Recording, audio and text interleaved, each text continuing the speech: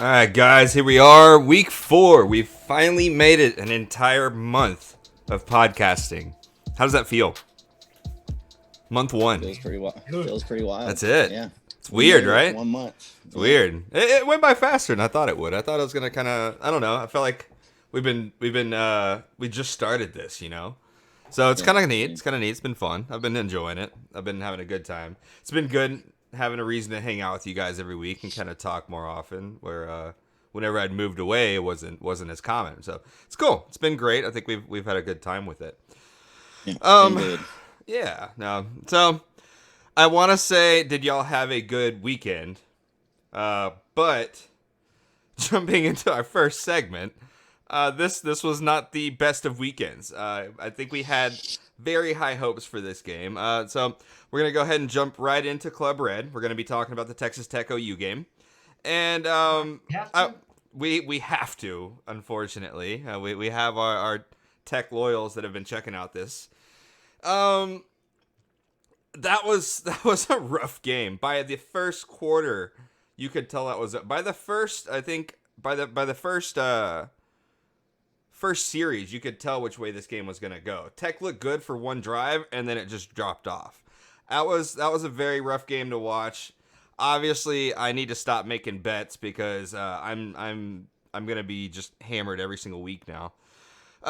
So Club Red, Tech, Oklahoma. Dustin, how'd you feel about this one? I feel thankful that they let off in the second half on us. They only scored 14 points because they could have just rubbed it in and made it really bad. I mean, Yost again didn't do great game planning for us. I don't think he set up the offense very well. He's great at that first drive and coming out with fine. And then after that, he's got nothing left. It's they're lacking, and I don't know where, like, what would fix it to have them compete. I mean, they've been doing good and competing all other weeks, but this just showed the what would be the phrase, like difference in pedigree. Like there's just a different tier of a football school. We're better than them in a lot of other sports, but just for some reason, football, there's the OU pedigree of football, college football level, and then Tech football, which is like I like a jerky roller coaster. Yeah, few, like, big things that stuck out to me was obviously the 2 short yardage interceptions. Yeah. One, Columbia hit the guy right in the hands, and he just didn't want to catch it. And 2, the first one was on Columbia, threw it behind him. That can happen. But we gave him literally in the red zone to start. So there's 14 points. And then we were terrible on third down, 4 for 11, and then 11 penalties. So we didn't want to do anything good. So. Brooks, how are you feeling about the game this weekend, man? Any kind of what can help us as a Tech football team get to that next level? What can we do in the next, let's say, year to be competing against OU consistently? I don't know, because you're not going to recruit the same type of players OU is going to recruit. I mean, they're always getting top 5-star guys, and you don't have that ability yet. So, so far, Wells has shown that he can go in and get grad transfers and transfers from other Power 5 schools. Like, we've got those guys on our squad, but I don't know how good they are. Eric Monroe, to me, has been a disappointment. I don't really know any of the transfers that are really standing out to me. McPherson at cornerback's probably been our best one, but he came in last year, so he has 2 years here. Some of the other guys are so new, and it's been hard with COVID to probably integrate them into the system. But he's going to have to get, guys who aren't as talented as OU's and Texas and Oklahoma State's and some of those schools, and he's just going to have to coach them up. And so far, it just hasn't seemed like we have the ability on offense to coach those guys up, or on the defense to coach those guys up. So I think it starts with this season. He's got to get rid of Yost. If he doesn't, I don't really know where we can go from here. I think it's just going to be same old, because he just shows time and time again that he can't figure out how to draw up a game plan that's going to beat Big 12 defenses, which are pretty, usually easy to beat. So he's got to figure that out. I think if he doesn't fire Yost, I think it's gonna have to be a big coaching move made in the offseason. Yeah. Something he's gonna have to do, because there's the alumni that you need to take care of. There's the supporters that you need to take care of. And so to keep those people donating and investing in Texas Tech football, to keep the program as elite as it is, being a D1 and a big university, he's going to have to make a big move to keep those people happy. And usually it comes after the third year, right? It usually takes 3 years to kind of see where you're at. So he's not going to get fired after this year. No. But going that third year is going to be a lot of pressure for him to show that, hey, maybe we can improve. So, yeah, it's going to start with, you're going to have to mix some things up, because what you got right now is just simply not working. No, and I think it would be silly and way too soon to just pull the trigger and fire Wells. I don't think we're set up to do it. I think we have him in a contract still for quite a while.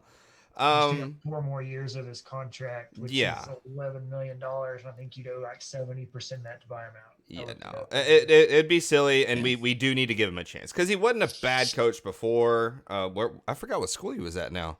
Arizona? Utah State. That's what it was. I knew it was kind of in that direction. Yeah, you can't fire 2 coaches in a span of 3 years. You just no. You have 3 head coaches on contract. Your current one plus your last 1 or 2, depending on where we're at with. I think the summary of this game was Columbia didn't look bad at the start, at the beginning of it. He actually looked good. He was hitting receivers in the hands. It was the receivers that were just not bringing the ball in, like down after down. Yeah. And I couldn't hold on to the ball. No, and he was hitting people. I didn't see him playing that badly, honestly. He looked all right.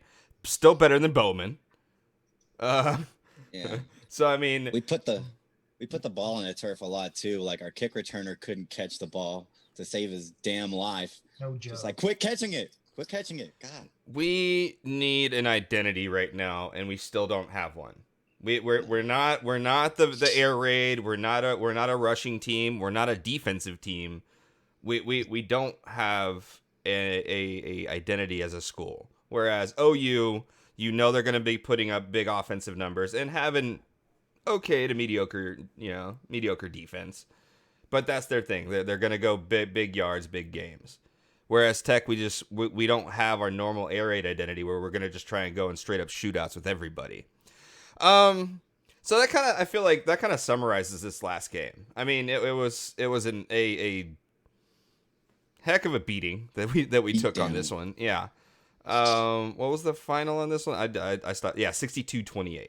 And I think that 28 was chip away points at the end. It didn't matter. Yeah, 14 points. So really it could have been a lot worse. 48, 14. If you look at that first half, that's where you can really see like the difference. And that's where I'm talking about like that whole pedigree thing of just it's a different caliber of football school, but we are now a basketball and baseball school, so I'm not as worried about it. I would like to see Tech football start doing better and making moves in the right direction to be competing consistently with the other Big 12 schools, but this is not showing any of that potential right now. Nope. So let's go ahead and take a look at next week's game versus TCU. 9.5 point spread. So a little bit. So we have more of a chance. Sure. So you're saying that's what I feel like they're doing to us with that spread right there. This has honestly become my favorite game to watch from Texas Tech every year now. I don't know what it is. I think it's just because I have a couple of friends that went to TCU, and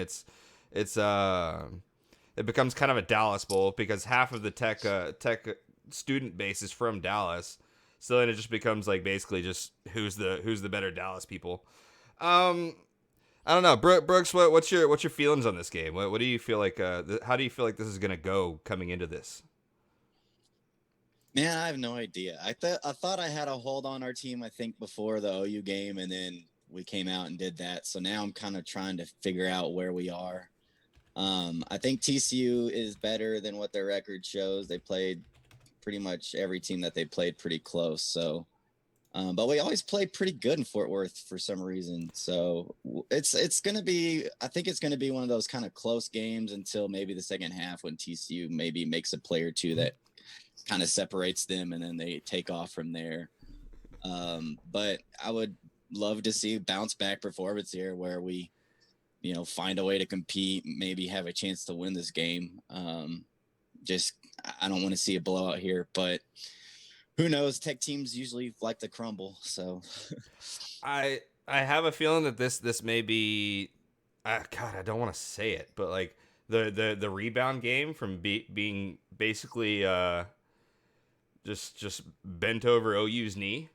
I think that they're going to come out and play a little bit harder this game. I think that they just got outclassed in the last one, and they know that there's a chance of winning this one. TCU's got almost the same record.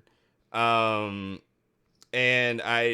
this has always become kind of a big deal, a big fight. Like, I like this game more than versus UT and more than versus Baylor. Something about it. I think it's just kind of grown for me over the years since TCU joined the Big 12. So I don't know, Dustin. What are you feeling coming into this game, man? What's your thoughts? Well, I'm hoping that we have most of our receiving core back from their scratch list that is probably COVID. They don't have to release that stuff. But most of our receiving core has been out for the last 2 games. So that's part of the reason we have drops everywhere is we have Backups. Inexperienced and freshmen on the sides and we're still throwing the ball a lot. Yeah. So maybe we'll get Izukama and 6'6" Vasher back. And that could help us. Kind of like y'all are saying, hopefully we rebound. This will be a big test of do these guys want to play? How are their hearts going to show in this? Do these coaches want to coach and make it work? So asking you, Yost, do you want to coach? Maybe coach doesn't want to make it work past the first drive. Speaking of which, Tex-Mex wants an over/under on how much Brooks tweets about Yost during the games. A lot. I don't want to take that bet because I think Brooks will take advantage of it to We'll have to make it on the side. Those are high volume tweets right there. I'm just getting shots up on Yost, and maybe one of them will click. I don't know. We'll see. Maybe they'll read one. I'll take the points in Tech in this one. If you're making me pick a side, I would take Tech losing by less than 9.5. By less than 9, so under. Yeah, all right. Well, I guess with that, we can. Do y'all have any other input you want to talk about the TCU game? I don't really know much about TCU this year. Like they're still purple. They got a weird red stripe, and they say because horned frogs bleed from their eyes, but that's still no part of their color. I don't know. It's weird. I don't like it. Gary Patterson's still their head coach. That's Sonny, I think Sonny Cumbie's still there. So he changes shirts at halftime when he sweats a lot. Yeah. He'll tie his shoes like 4 or 5 times during He's got some underboob sweat, all right? That's a real deal, guys. I know both y'all are kind of skinny, so you don't really know about that underboob sweat, but it's an issue. So let's go ahead and jump into it then with a shot bet recap. We're going to kind of look over where we're at with our wagers from the last couple of games, from the last couple of weeks. I need to stop making these bets because I am losing horribly, and for some reason I'm owing 4 shots already, and we're at the second week of doing this. I have won 0 bets. So first shot, we're gonna take a look at it. It was the Tech versus Oklahoma with the 14.5 spread, and we bet on the over under. And Dustin was the only one to say that OU was gonna bet that OU was gonna cover, and me and Brooks decided to go with Tech for some reason. So that adds 1 to the total for Dustin. I think that puts you at 2 if I'm not mistaken. He won that, so he doesn't get a shot. Oh no, sorry, no. So that puts me at 3 and Brooks at 1. With that one, correct. Dustin, how you feeling about the victory there, man? I'm still salty. I need to quit picking, man. Easy to call. I tried to tell you. You did try and say it, man. Match and So many balls on the ground and drop balls and easy interception. We just got so demoralized. It was you made the right call on that one. I was hopeful. We've been playing up to the competition, like I said last week. I thought we were gonna play at least close to the competition. No, not even remotely. So do we want to go ahead and do our TCU bet? We're gonna go ahead and place the TCU ones. So looking at this game, I don't know, Brooks, what are you thinking? I think Dustin said Tech covers it, is going to keep it within 9.5 points. Yep. What are you thinking, man? Man, I've been wavering on this one because I've gone Tech so far in both games that we've done shot bets on, and I'm 1-1. I feel like going Tech, but also I feel like this is one of those games where we're down by a touchdown or something, and then at the end, TCU gets some sort of touchdown to kind of run away with it. So I'm going to go TCU's going to win by more than 9.5 points. All right. I'm sorry, Tech. Dude, they have not given anything to offer us, like any sort of. They don't deserve your apology. Ah, man. True. Well, Tech does deserve the apology. Texas Tech football, not so much. I'm thinking I'm gonna go with Dustin on this one. I think that Tech is gonna cover. I think it's gonna be right up to that 9-point gap. It could literally go either way on it. I think it's gonna be that about one touchdown difference, or maybe 10-point difference, which is going to be really unfortunate. But I think Tech is going to keep it close. They're both sub 500 teams. I haven't heard of anything from TCU. They have a couple of good wins, but like I don't. Texas. Yeah, and we didn't. I think that they're going to end up that Tech is going to cover the spread. I think I'm going to pick that. So I think we got me and Dustin for Tech, and then Brooks is going to go with TCU on this one, covering the 9.5. So that was that one. So let's go ahead and look at our next shot bet, and that is my second failure for 1 week, which was the 49ers Seahawks game. Both of you picked the Seahawks. I went with the 49ers. I thought that was just going to be the 49ers having their way with the Seahawks defense, and I was very sadly mistaken on that one. So now I think we're at, if we do the total shot count, I'm at 4 shots owed, and Dustin and Brooks are at 1 apiece. Yes, sir. This is lovely. I need to, honestly, Dustin, you should probably not want me betting with you on the TCU game, man. So in total, gotta win one eventually. It's supposed to be 50-50 bets, and I'm not covering. I'm the worst at this so far. So if you want to, Brooks, I think you were wanting to pay off your one shot bet. Yes, I'm going to pay off my shot on that Tech game. So without further ado, cheers, fellas. Cheers. I'll be joining you and taking mine here at the end of the show. I'm trying not to get all slurry speeched. Made myself a cinnamon toast crunch there. Ooh, that rum chata though. Yeah. All right.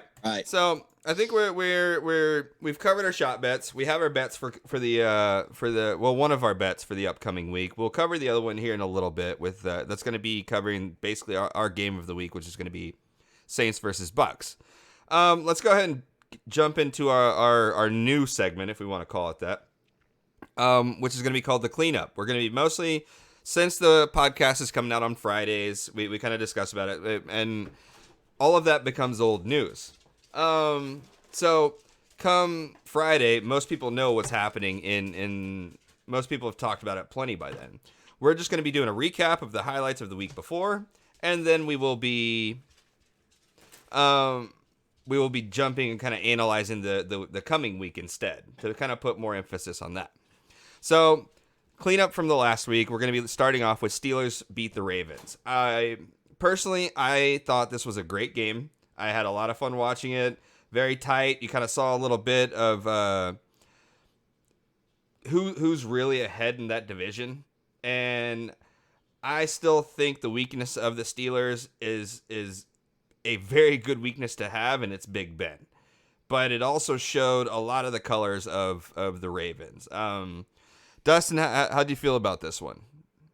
I tried to tell you a lot last week. Steelers are good. They're real good. Yeah.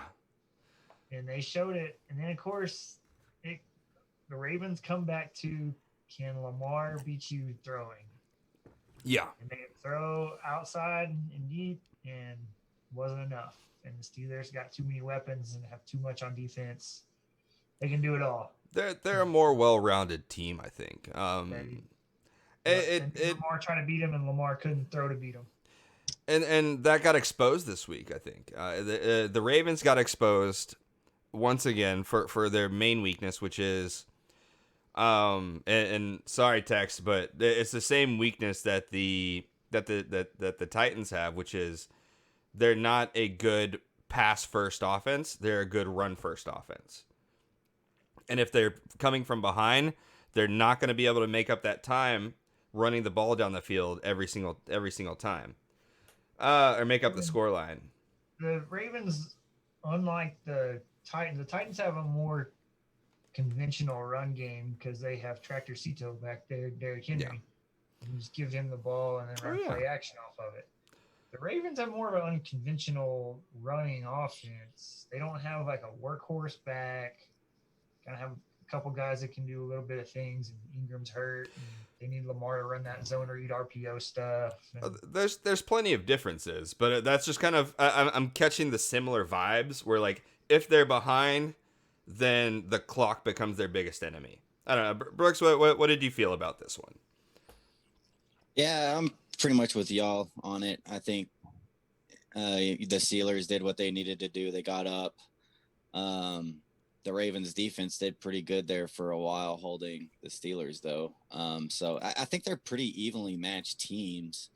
I don't really know whose offense is better in that game. It seemed like they both struggled at times, and then all of a sudden they kind of turned it around. So I think it's a toss-up of a game. I do think the Steelers have the advantage with the defense. And until Lamar proves that he can beat one of these really good teams, I'm just going to kind of be thinking the Ravens are a little suspect. So they're a good team. They're going to beat up on the bad ones. I really wanted to see them pull this one off, and they didn't. So. Well, and let's not shy away from the fact that they only lost by 3. This was no beating. Pittsburgh didn't come out and throw up 40 on them.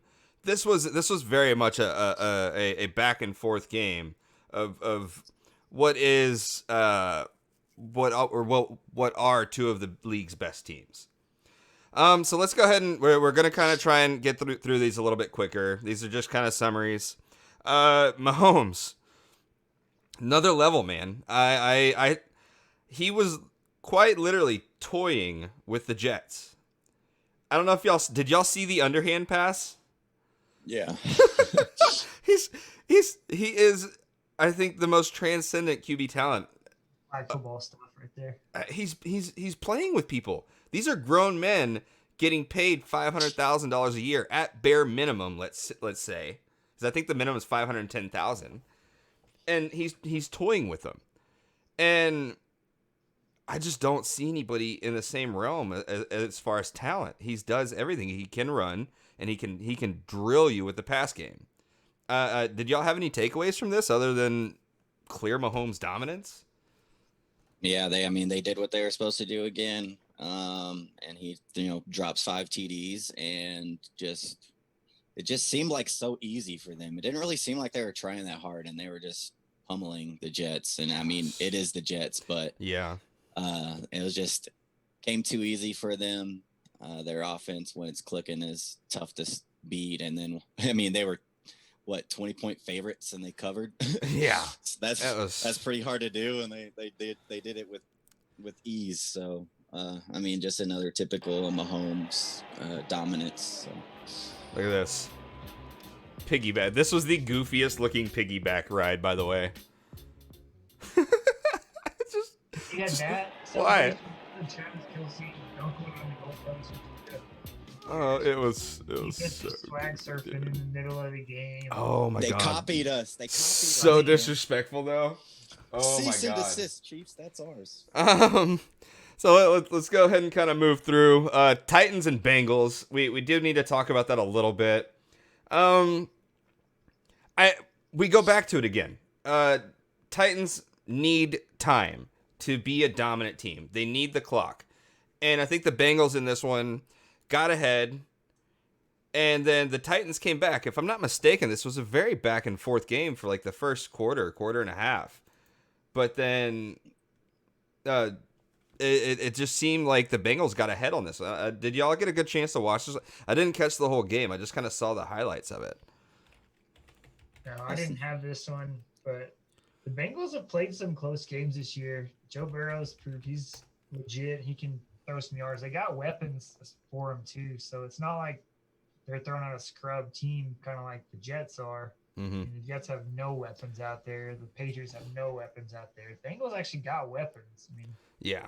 got Tyler Boyd, AJ Green, Joe Mixon, Joe Burrow. Joe Burrow can ball, man. He can ball. It's some close games, so it's kind of cool to see them win one. Tennessee on a 2-game losing streak, so they kind of come back down to earth. Yeah, I kept eyes on this one because I started Joey B in fantasy this week, and I got Tractor Cito as well. So I was kind of monitoring it, and then all of a sudden the Bengals kind of took a lead, and kind of like you've been saying, once the Bengals get ahead, you're just not confident in the Titans' ability to come back just yet. Yeah, I think they've got the weapons to do it. But if you play the right defense and you get up enough points on them, it's going to make it super difficult for them. And I think that was the case. And like Dustin said, the Bengals are a pretty scrappy squad. And Joe Burrow is one of those rookie quarterbacks where you're looking at him as, okay, this is another franchise QB. So they're a fun little squad. Joe Burrow is going to be good to watch over the next years. I think that I wasn't sure because I didn't know if he was going to transition well from the college game to the pro game, and I wasn't sure if it was just LSU and him being in that system. He wasn't that good the year before at LSU. He just kind of had one explosive year, but his talent and what is his talent is starting to come out. You're starting to see it every game. The record does not justify how good he's doing for that squad. That's a team that has no offensive line. And he's doing all the work there. He's able to do some of this stuff. So, Dustin, do you have anything else you want to kind of plug in about this one? I think you're looking, yeah. So the next kind of cleanup talk we want to discuss a little bit is Rodgers and the Packers. They're lacking. I don't know where they're lacking. They were looking so strong out of the gate, and they've just kind of fallen flat over the last 3 weeks. I think they have one win out of the last 3 games. I gotta look this up. I don't know, Dustin. Did you check any of this? I don't know if you had him on fantasy or anything. Well, I didn't get to watch that one, but they do have 2 of their best players, or 2 really good players, out right now that are coming back in the next week or 2. Their running back Aaron Jones is coming back off of injury, and Alan Lazard's coming back soon too. Probably why they didn't make a move on the sad trade deadline day for like Will Fuller or somebody, because they got Lazard coming back. He practiced last week, so he'll probably be back tomorrow or at least by next week. Yeah. They just had the same problem they did last year of they just let Dalvin Cook do whatever he wanted. Yeah. Wild. They just gave Dalvin Cook the ball, and then they were like, go ahead, go score. I don't know what to feel about Green Bay anymore.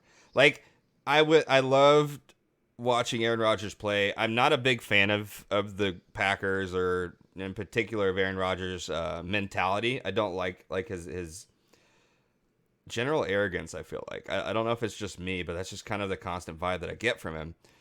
And so seeing them start to lose, you have to put the blame on him at some point. They were doing the same kind of stuff last year.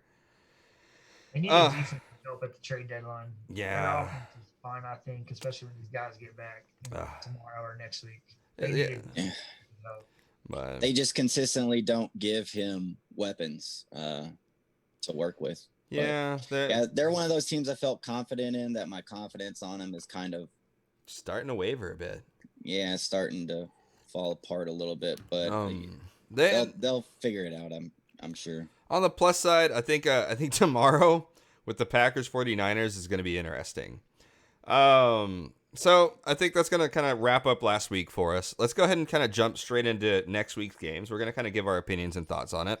And we're going to start it off with our personal game of the week, and I think it should be America's, honestly, which is a rematch in between the Saints and the Bucks. The Saints took the first one. It's going to be a fantastic game. The point spread, you wrote it down at 4.5, which means this is supposed to be a close game. I don't know that I lost hope in the Saints. I lost faith in the Saints, and then somehow they won the last 4 games in a row under the radar for me. I stopped paying attention to them. But then at this last game, who were they playing last week? I need to look this up. They played the Bears in an overtime game. Yeah. And so they were just kind of under the radar for me. I stopped paying attention. They lost the 2 games, and I was like, oh, well, all right. I thought they were going to be great this year because the last 2 years they've been phenomenal, and they didn't really lose too much as far as their roster. I don't know, Brooks. What's going to be your highlights of this game? How you feeling going into this? I was feeling pretty confident about the Bucks, and then I think they kind of struggled against the Giants Monday night. It wasn't the prettiest game for them, but it's still one of those games when you're a really good team and you play that bad and you're still able to win. That's impressive. So, but the Saints continue to win. I think they're limiting Drew Brees. Alvin Kamara has been a beast this year. So it's going to be one of those really fun, exciting games. Anytime you get 2 Hall of Fame quarterbacks like this that are going back and forth on the touchdown record, that's going to be epic. I expect a pretty fun game. The Saints team kind of reminds me of Manning's last year in Denver. I mean, the Saints don't have that kind of defense, but they were able to win despite Manning not being that great. And it's the Saints are kind of doing a similar thing. They're winning despite Drew Brees not being, Drew Brees. They just have a lot of really good, talented guys. They don't even have Michael Thomas playing really yet. Yeah. They just traded for Quan Alexander, so they got some defensive help coming in too. So, everybody's going to be intrigued by this game. Brees versus Brady. Let's go. I think it's going to be a great game. I think that the Brees versus Brady is just. I'm so happy he moved to this division because we get this game twice a year now, no matter what, and that's not including what might happen in the playoffs. Dustin, how you feeling about this matchup? We got your boy TB12 going up again, and favorite target's back. Antonio Brown joins the squad. That's right. Oh, he becomes active this week, doesn't he? He does become active in the house. How you feeling about this game, man? What are your thoughts? Bucks are looking a lot better the last few weeks. Saints are still kind of middling their way along. I'm thinking the Bucks are gonna hand it to them, especially with another weapon out there for Tom, who likes Antonio Brown. Antonio's living in his house right now with Tom. Is that right? It can't go any better. Oh, jeez, I didn't notice that. Yeah. What do you expect? In his house, while he's trying to find a place. So yeah. What do you expect from AB this week, Dustin? What do you think he's gonna do?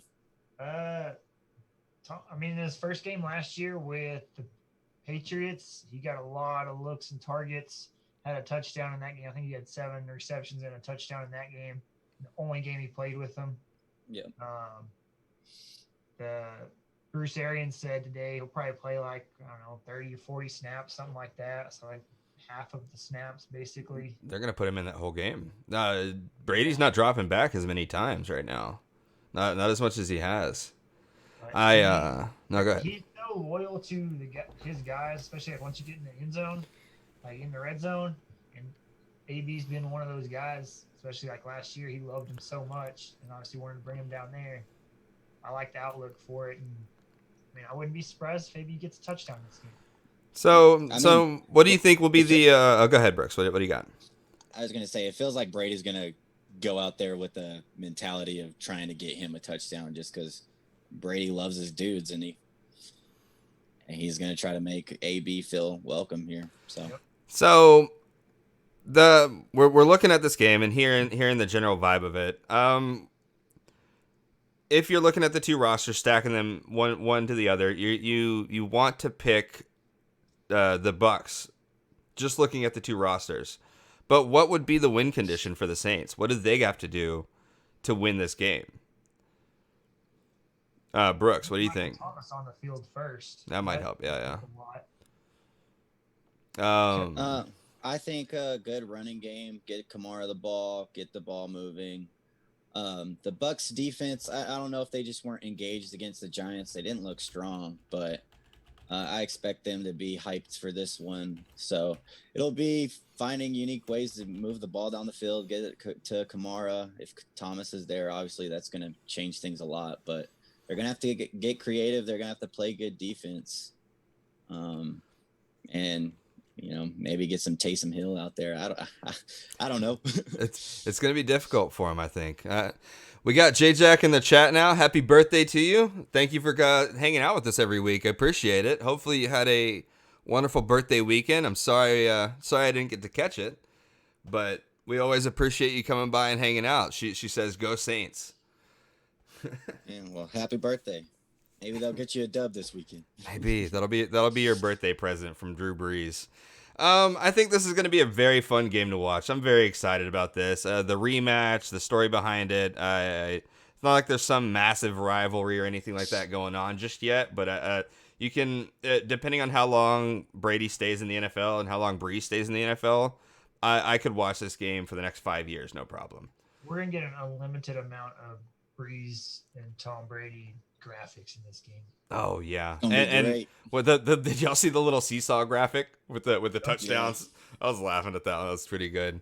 We're gonna get an unlimited amount of that. It's gonna be ridiculous. I love it though. I'm honestly I'll jump into arguments with people that like dislike Tom Brady or dislike LeBron James or dislike, and the for me it's always just I'm loving being in the moment of watching history, of watching greatness right in front of me. And so I'm not a Tampa Bay fan. I'm not a LA fan. I'm not I'm a Houston fan. That's what I've always loved. That's what I've always followed. But I'm also a fan of watching greatness. And I think that's what the embodiment of this game is and will continue to be each year, which is just being able to watch that greatness. Let's go ahead and jump into the next game then. We're looking at 49ers and Packers. So we want to pick shots on that one? Oh, we do got shots on this one. Let's go ahead and jump back to that real quick. Let's go straight up win-loss. I know that since it's under a touchdown on this point spread, let's just go ahead and jump straight to win-loss. What do you, Dustin, who are you picking to win this game? TB, AB, and the Bucks, baby. Tampa Bay. Tampa Bay. Oh, man. I that has to be the bet that everybody's gonna make here. I don't know if we're gonna have a split on this. Brooks, what are you thinking? If we were gonna do the 4.5 point spread, I was gonna take the Saints because I think the Bucks are gonna win by 3. That's what I have it as. You feel like it's gonna be that close? I think it's gonna come down to the end. I think it's gonna be a good game. Both teams are really good. Saints won the first one. See what the Bucks do differently here, but yeah, if we did the 4.5, I got the Saints on that. But if we're doing straight up, I got the Bucks. I think it's just too low of a spread to just go off of that. But to say that this game is going to be within 4.5 points is just kind of it's hard to call it. I want to say Bucks, but. You know what? Let's just looks like I'll be probably taking another shot next week. I'm just going to go ahead and go Saints. I'm going to say they win by less than 3, but I'm going to pick Saints by like 1 point, like field goal at the end to get the win. Oh, man, I'm going to another shot, I'm sure. Oh, well, we'll see. We got to make it a little interesting with these. So that's going to be our shot bets going into next week. We'll see. Hopefully, I can get these two to start slinging some back, and I don't keep taking the bullet on this one. J-Jack has Tampa Bay to Come on. I needed somebody to get my back on this one. Flipping sides all of a sudden. Yeah, what the hell? What is this? We're not letting her off the hook for this. Uh-huh. Yeah, no. We need you to join my team on this one and back your squad. I go Saints, and then she's like, "Oh yeah, I'm picking the other team."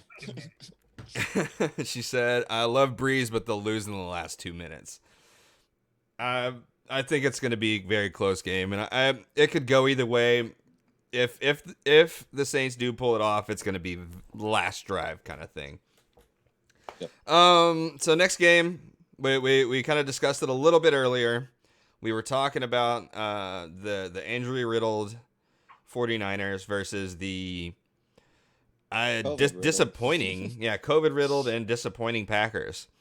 Going into this game, I'm not really sure how I feel about it right now, just because we're not looking at either squad. We're looking at their backups, and we're looking at their practice squads. And so what would have been an amazing game this week if everybody was at full health, this would have been a phenomenal game to watch. This would have been a good shootout. I think the 49ers would have taken this one because they actually have more of a defense than the Packers do. And it would have been Garoppolo versus Rodgers, which, in all honesty, I feel like they're more similar than not. I don't know. And any feelings on this, Dustin? What do you have for this game? That Garoppolo's not playing. That's it. That's your only input. Throwing the football for the 49ers. No, but breaking news off of Twitter for 49ers. Trent Williams, Brandon Ayuk, and Deebo Samuel placed on the COVID list, so they're out for tomorrow. Looks like fantasy impact. I just picked up the COVID school for both teams. Golly. Killing me, guys. Brooks, Packers in this just because of the guys that are left without injuries that are still on the field for these teams. Packers are better. And let's not knock it too much. The Packers are still at 5-2. They've lost 2 of their last 3 games, but they're still at 5-2.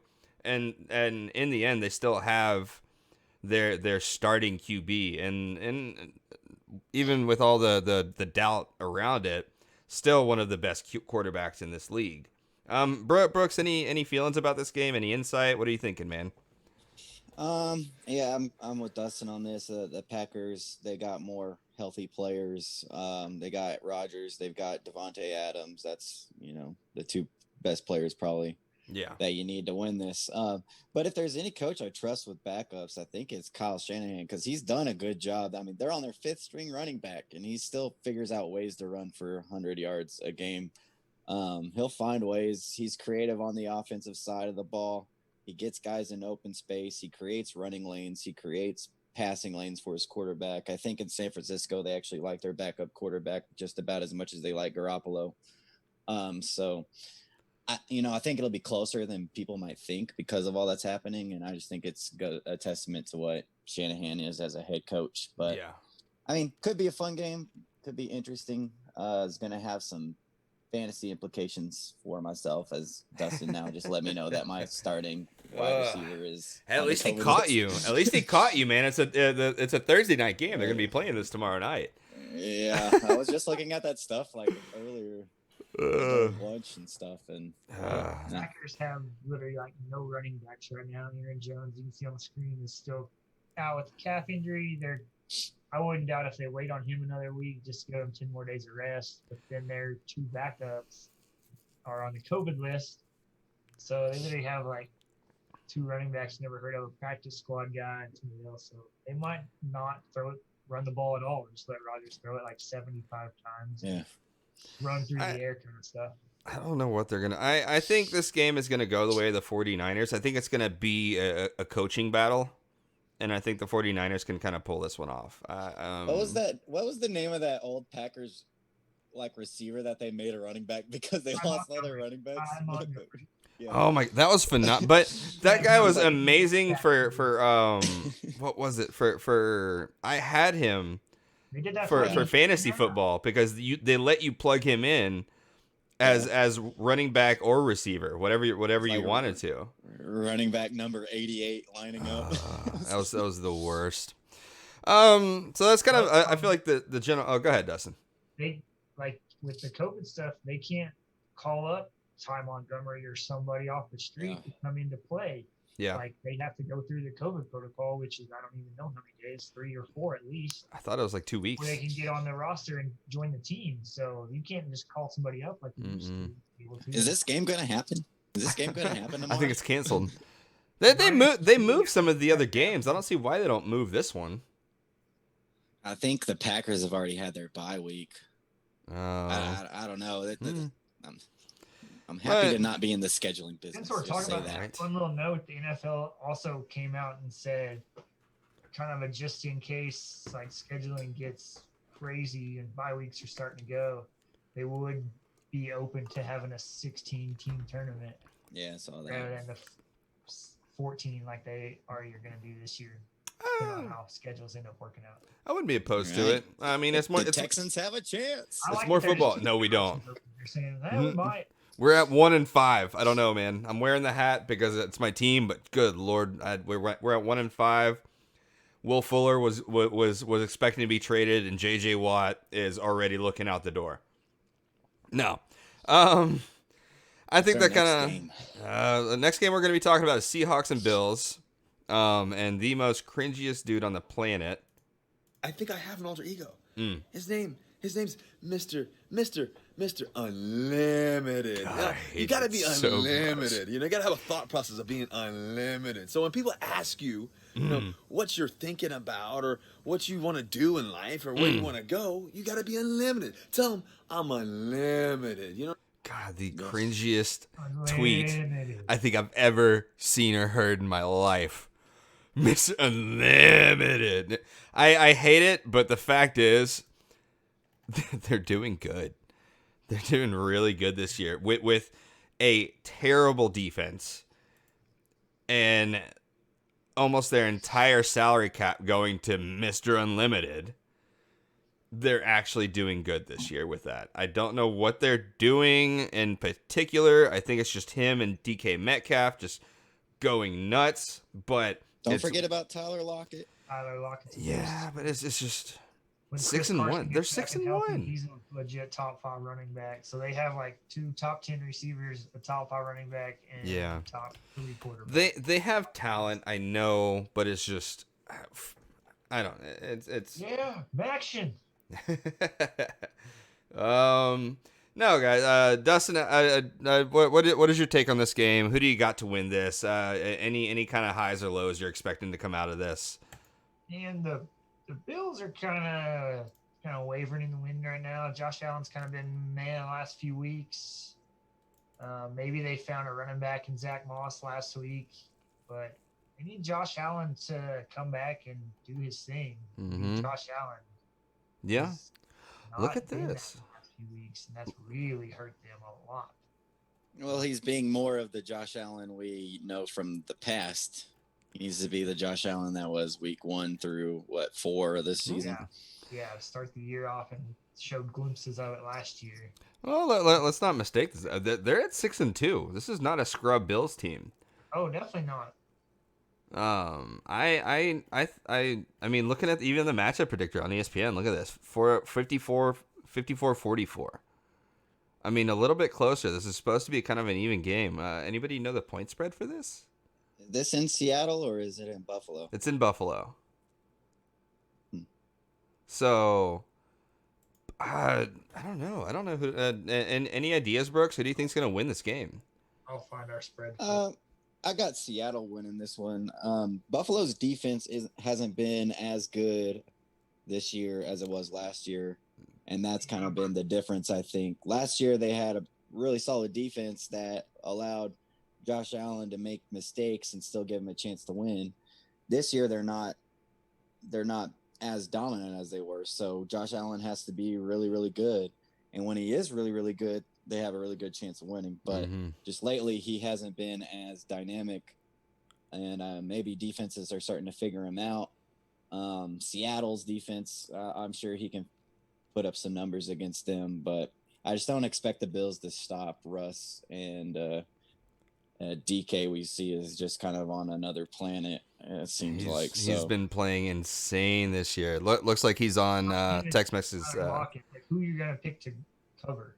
Yeah. It's Apparently you can't cover DK. Like they've tried to cover him with multiple guys. What was it? and then they can plug and play at running back because their Yep. like fourth string running back went off last week. So, I mean, it's just that kind of offense where they're letting Russ cook like everybody wanted, and they're just going off.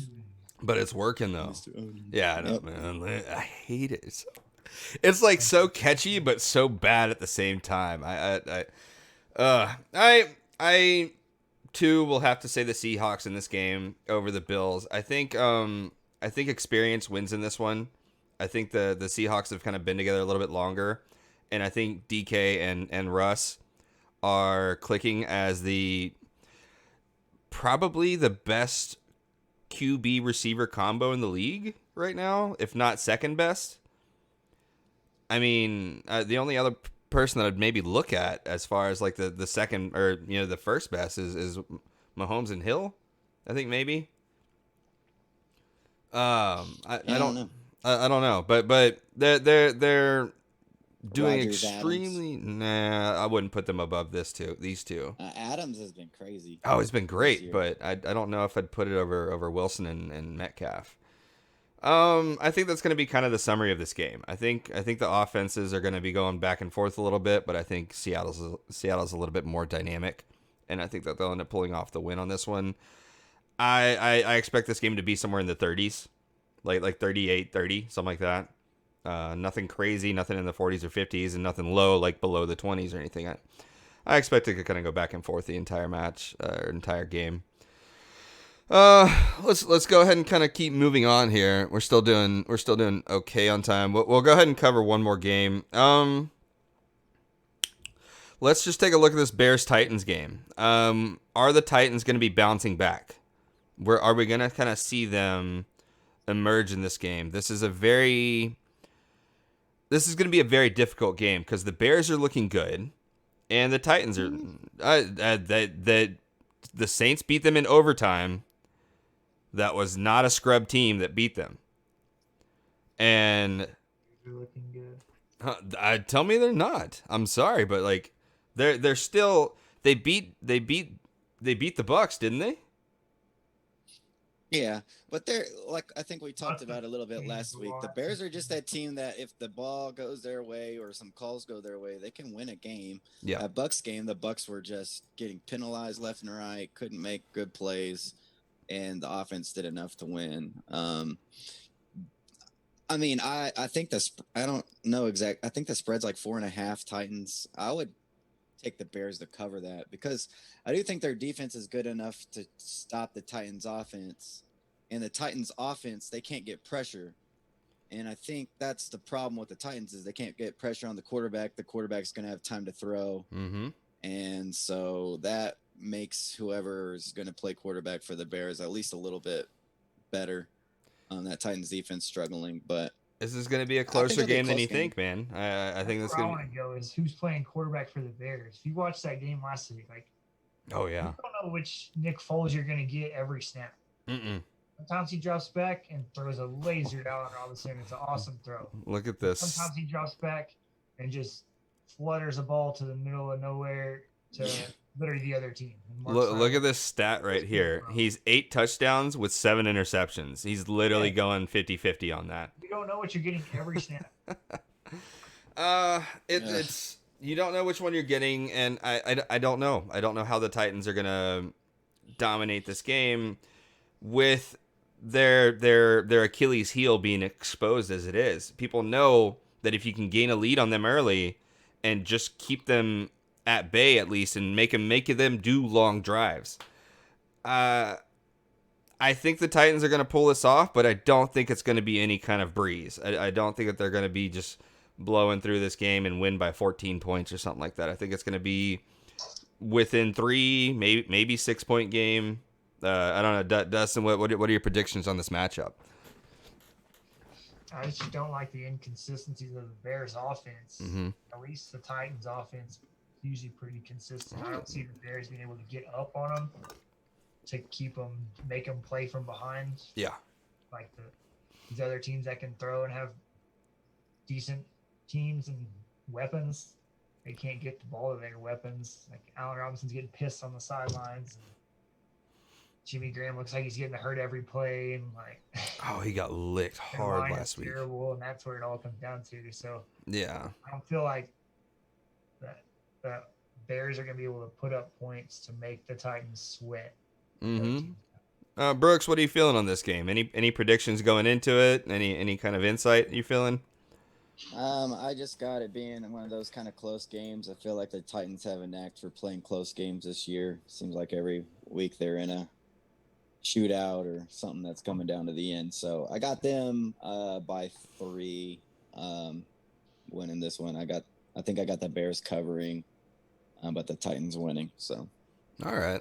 I mean, fair call. I do think the Titans win this one. I think the Bears are just too unpredictable. They're still a good team. They still have a defensive identity, which means that they're going to try and slow down Derrick Henry as much as they can, which will elongate this game as much as possible. But I do think the Titans just kind of slowly run this one down. So I think that's going to be it for our games to cover for this week. We'll see how the predictions turn out. So we're coming up on the hour mark, so we're going to kind of start to kind of go towards the closing down the show for the week. But we are going to have a fun little segment for everybody. We're going to do way too soon mid-season Super Bowl predictions. We're going to take a look at this. We're going to have our picks. We're going to go back to this once at the end of the season, see who called it early, see who missed it. So Dustin, if you want to go ahead and kind of kick us off, I don't know if you've taken a look at what you have for your season favorite. I have a feeling. I don't need to look. I already know. But who do you got? Who do you got to win the entire thing this year? Win the Super Bowl, COVID, bubbles, all of it. Who do you have picked for this? I only made one change from my preseason pick in this matchup. Still got the Chiefs in there. I see them racing off with the Steelers and having a good AFC Championship game. Chiefs have just actually a great defense too, especially when they get up. They make people play from behind. Or Matthew goes and makes plays. So I got the Chiefs on that side. And I got the Bucks keeping it rolling on the NFC side. They've kind of taken over the South from the Saints. Really, we'll see this weekend how that works out. But I got the Bucks and the Chiefs, and probably the Chiefs taking it. Safe bet. All right, so Bucks. That'll be the first ever home stadium for a Super Bowl team if the Bucks get there. Oh, true. That'd be cool. No, so Bucks Chiefs. That's going to be yours. And then you're picking. Hold on, I'm gonna write this down. That way we have it for next time. So Bucks Chiefs, and you got the Chiefs winning it all. Chiefs winning it. Way too many weapons. They've been there obviously last year. And actually got a good defense. No, that's probably a pretty safe bet for this one. Brooks, what's your predictions going for Super Bowl this year? I'm pretty similar to Dustin here. I got Chiefs playing the Steelers, and I got Seahawks playing the Bucks. And I've been wavering on which ones to pick because I knew Dustin was probably going to go Chiefs. Seahawks Bucks in the NFC also. Yeah. So I'm got the Seahawks in the Super Bowl. I think the way Russ is playing this year, he's going for that MVP, and he's just too much, I think, on offense for somebody to contain. And I just don't know. I love Brady, but I just don't know if I can trust him over Russ this year. And then I got Seahawks Chiefs. I think the Steelers are going to be formidable to the Chiefs, but the Chiefs I think they're just going through the motions of the season right now. And when they actually like buckle down and start playing, I just don't know if there's a team better than them. So I'm going to go Chiefs over Seahawks in the Super Bowl. I just think they're too good, and when that offense actually like is playing like they were against the Ravens, like I don't know how you stop that team. So yeah, there we go. Chiefs over the Seahawks in the Super Bowl, back to backs. So Chiefs and Seahawks. Patrick Mahomes. And then you're taking the Chiefs as well. I hate to say it, but I think we're going to be going 3 for 3 on this one. I have to pick the the Chiefs to win all this, it is going to end up being there's no doubt in my mind on this. Like, it is going to end up being Pittsburgh and Kansas City on the AFC. There's other teams that may upset this at some point. Baltimore may throw a wrench in there. Titans have been pretty good in the playoffs or in the postseason. But those are without a doubt the two best teams in the AFC, and I think Kansas City in particular is the best team in the NFL. The most well-rounded. They're good on defense. They're good on offense. They've shown that they don't need Mahomes to perform well in that Denver game, and so they're versatile as well. And I think they have more versatility, more weapons, better defense than the Pittsburgh Steelers, and so definitely Chiefs on that side. Looking at the NFC. I think the AFC has so many more teams, like you said. I think the AFC is just so much better than the NFC. The NFC is kind of like two teams.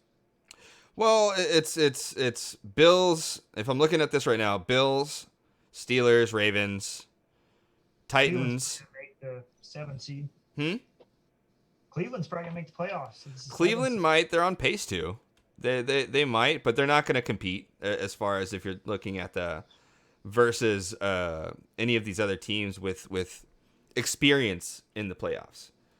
So they'll be like a wild card weekend team, and I think it'll be fun. I think it'll be entertaining for the city of Cleveland to have a team in the wild card weekend, but they're going to lose that first weekend. There's no shot. On the other side of it, man. You have to go. I'm going to go with whoever wins tomorrow's game. I know we got to do the predictions. Chiefs are going to win the whole thing, in my opinion. But I think Tampa Bay pulls off the win tomorrow, and I think that they're going to end up representing the NFC South. And then they're going to be going up against the Seahawks in the NFC final in the championship. And I'm going to have to follow suit with Dustin on this one. I think Tampa Bay pulls it off. I think they're a more well-rounded team, and they have more experience in the playoffs. That has to be my pick. I got to go Bucks, Chiefs, and Chiefs winning it. If I'm taking a look at this, so that's going to be our way too early mid-season Super Bowl predictions. We're going to see how this holds up. We obviously still have the rest of the second half of the NFL to go, so anything can happen. COVID can change a lot of rosters. Injuries can change a lot of rosters. So obviously none of this is guaranteed, but I honestly do feel pretty safe with Chiefs in the Super Bowl. And yeah, Seahawks, maybe the Saints if they turn it around, and Bucks. Any one of those three can make it out of the NFC for me, but I think most likely it's going to be Tampa Bay. So I think it's going to kind of wrap up the main segments of the show. I think no, we've already talked about all the shot bets. We're all covered up on there. Dustin, did you have your random fact for the week, or did we already cover that? I don't remember. I got it. In final shots. Okay, is it gonna be your final shot? It's along with it. Okay. All right. Cool. Well, Dustin, just go ahead and lead us right into it. Final shots for the episode. What do you got, man? I got to know this. All right, so I'm hitting a lot of Clemson stuff right here. College football. They had a little scare this last weekend. So my final shot is Trevor Lawrence is still out with COVID. They start their backup. Obviously, they have a 5-star stud at backup. Yeah. Quarterback. Pronounce his name, Dustin. It sounds like ukulele, but it's a lot harder. Oh my gosh, what is it? But he's also out this week when they play number 5 Notre Dame, which is a huge ACC matchup, probably a preview of ACC championship, and maybe even a playoff game. They could end up playing each other 3 times this year. Not show you on there. You're right there. DJ. Ooey, golly. That is rough. How do you? So that's my final shot. Is they got that. My stat of the podcast is Clemson in their game against Boston College. Mm-hmm. Scare. They were down 15 at halftime, down 28-13. That is the most a number 1 team in college football at home has been down at halftime since 1958. And made the comeback. Oh wow! Over 60 years. No, coming up on 70. And that's actually 60. Yeah. another stat for you. Ah. Clemson's biggest home comeback win of 18 points. Yeah, they've never been down by that much. Since 1966, they were down 17. Good Lord. A lot of stats firing there. All right, bravo on the random stats tracking over 60 years' time. Brooks, what do you got for your final shot for the episode, man? All right. Well, last week, the Big 12 announced their preseason rankings for the Big 12 upcoming basketball season. So, they put Texas Tech at 5, which drew a lot of, attention, anger out of Tech fans. So I thought I would put together my own personal preseason top 10 for the Big 12 season in my eyes. Okay. So I'm going to give those to you guys right now. All right. Please. Wait. Meant to be a little bit of a comedy bit, but anyway. All right. At number 10, it's done. I've got getting mad about preseason rankings that don't actually mean anything. Ooh. At number 9, Chris Beard respecting his opponents. At number 8, how crazy NCAA tournament bubble talk's going to be this year, right? It's going to be pretty crazy, especially with the fact that they might do an actual NCAA tournament in a bubble. Number 7, a bang, that's a guns up 3 ball radio call from our own Jeff Haxton. Number 6, when Chris Beard pumps up the crowd, when we need to stop and he gets all into the game when he pumps it up, that's pretty cool. Number 5, a properly social distance swag surfing. That's played at the right time in a game. The key is it's got to be played at the right time. What is the right time? Just curious. It's like after we go on a 10-0 run or something, and you got all the momentum. And the other team is like dreading what's about to come, and then you play swag surfing. And get a second timeout after one of those. Yeah.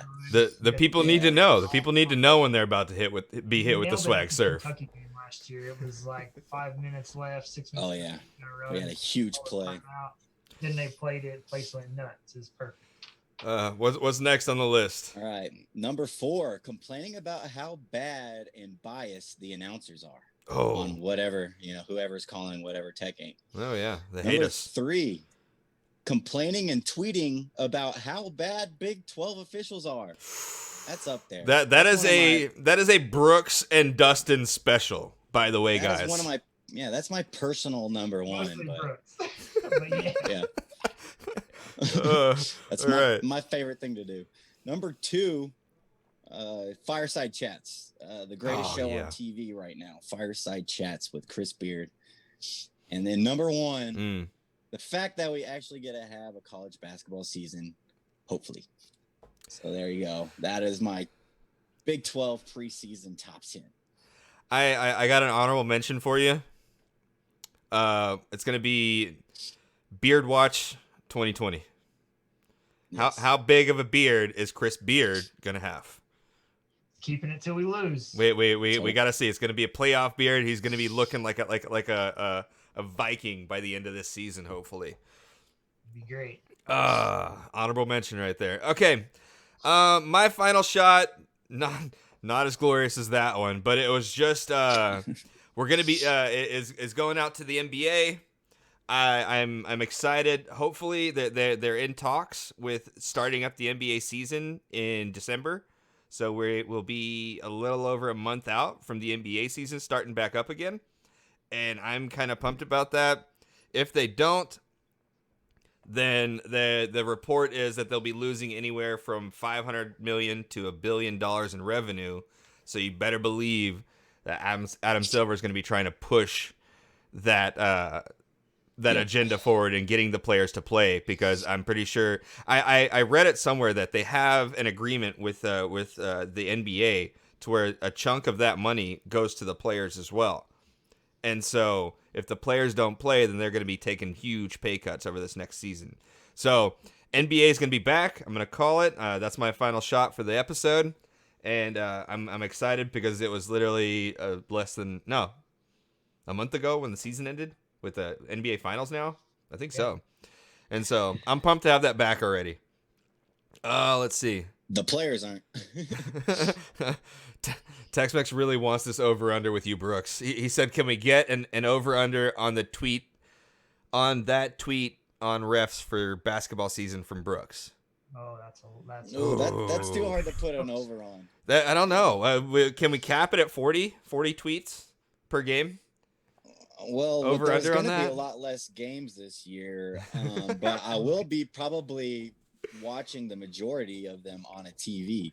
So the only way you know that I'm watching a game on TV is if I'm tweeting a lot, because if I'm at the game, I'm not tweeting. And I forgot my honorable mention was when you're watching the game on stream, and you have to mute your phone because your friends keep texting you updates of the game that happen like 10 seconds before you actually see them because you're watching them on the stream. Or ESPN. So everything just gets spoiled. The ESPN app has ruined so many live watchings of shows for me. It's terrible, but all right, guys. I think that's gonna wrap up our episode 4, our week 4 of the Tailgate Talks podcast. Thank you, everybody, for coming and hanging out. Tex-Mex, J-Jack, again, happy birthday to you. Thank you for being here each week, guys. We really appreciate you coming out. Everybody that's listening to the podcast here on Friday, big love for you checking out the podcast, helping us with this show. I think the three of us are having a blast doing this for you guys, and we're looking forward to the next month. So, any last input for the week, guys, before we shut it down? nah. Cowboys are trying out either Cooper Rush or Garrett Gilbert to get slaughtered by the Steelers. Oh my God. Danucci's fun to watch, man. I wanted to say that earlier in its own little private segment, but it's literally just that little weird knee thing he did with the sidearm. I'm just like, oh, he's been watching. No, he's not. Danucci's not even playing this weekend. Oh, he's not? Oh, that was a bummer. I was starting to like him. All right, guys, that's gonna be it for the week.